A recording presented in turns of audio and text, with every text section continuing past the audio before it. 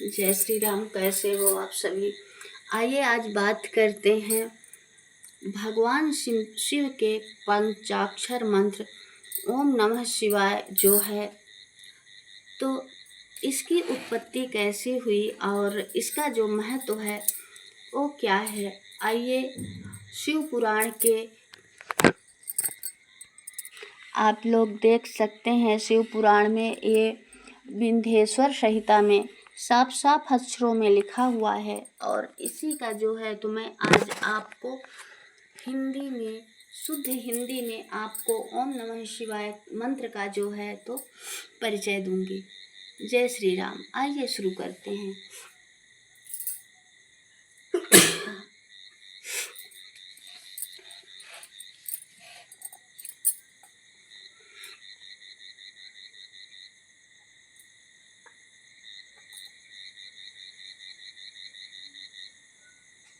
ओम नमः शिवाय यह पंचाक्षर मंत्र है। इस पंचाक्षर मंत्र से मातृका वर्ण प्रकट हुए हैं जो 5 भेद वाले हैं। उसी से शिरो मंत्र सहित त्रिपद गायत्री का प्रकट हुआ है। उस गायत्री से संपूर्ण वेद प्रकट हुए हैं और उन वेदों से करोड़ों मंत्र निकलते हैं।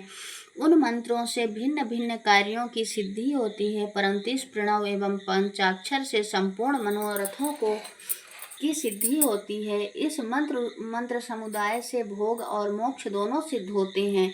मेरे सकल स्वरूप से संबंध रखने वाले सभी मंत्र राज साक्षात भोग प्रदान करने वाले और शुभ कारक मोक्षप्रद हैं।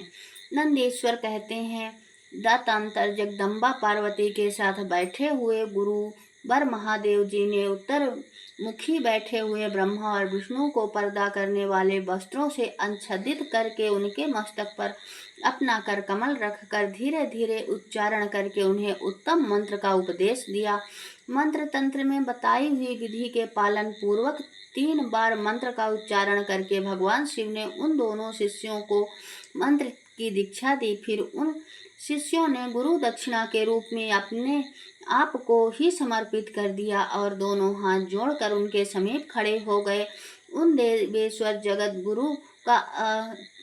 गुरु की स्तुति करने लगे। ब्रह्मा और विष्णु बोले, प्रभु आप निष्काल रूप हैं, आपको नमस्कार है। आप निष्काल तेज से प्रकाशित होते हैं, आपको नमस्कार है।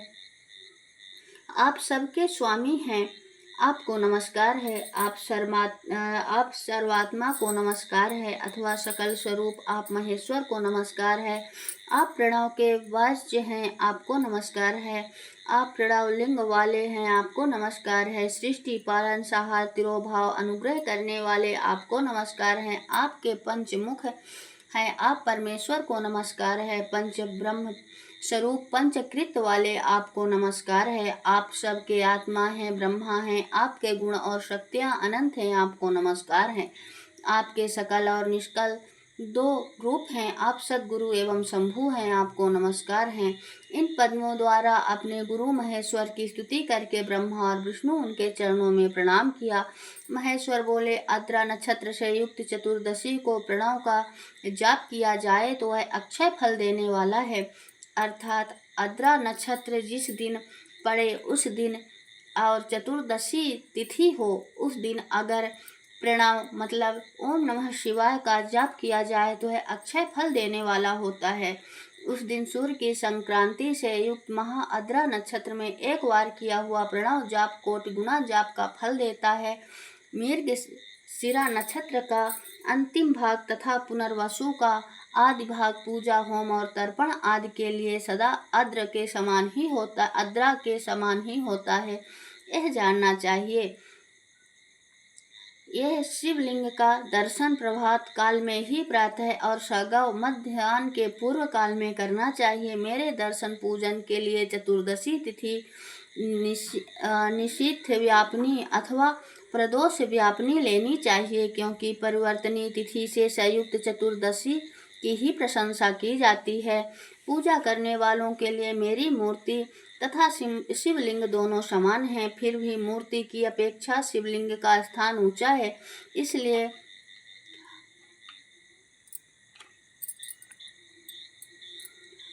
मुमुक्ष पुरुषों को चाहिए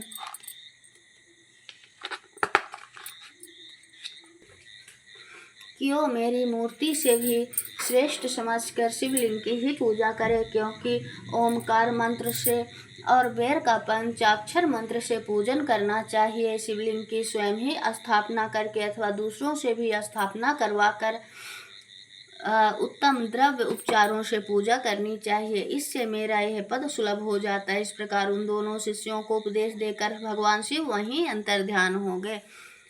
बोलिए हर हर महादेव।